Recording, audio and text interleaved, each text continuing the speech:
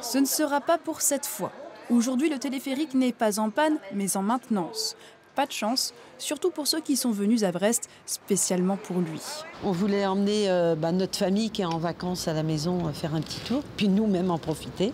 Là, on se casse le nez, c'est comme ça. Tant pis, on revient. Vous êtes déçus ? Oui, on est Un peu déçus, déçus, c'est oui. vrai, il faut être honnête. Comme pour toutes les remontées mécaniques, le téléphérique observe une période de maintenance tous les ans. Inauguré en novembre dernier, c'est la première fois que ces révisions sont faites, mais le choix de la date n'était peut-être pas le plus judicieux. On imaginait que les mois de juillet et les mois d'août seraient des mois creux, donc on a calé la maintenance annuelle, qui est une maintenance obligatoire dans les mois qu'on imaginait creux.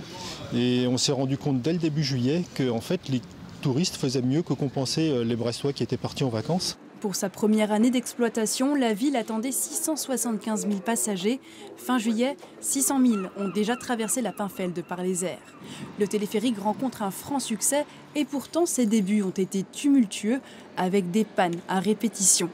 Le téléphérique est un objet unique, il y a toujours une courbe d'apprentissage, c'est naturel. Alors, il est vrai que celle-ci a été plus lente qu'espérée, mais on a des équipes qui justement se sont bien mobilisées sur ces problématiques et qui ont réussi à obtenir des résultats très satisfaisants puisqu'on est à 98% de fiabilité sur le mois de juillet.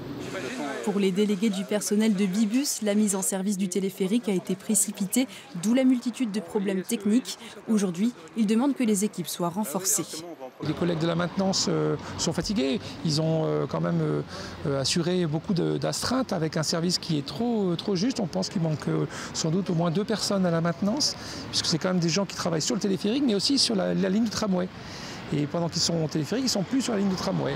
L'exploitant et la ville assurent qu'ils essaieront de prévoir la maintenance sur une période vraiment creuse l'année prochaine.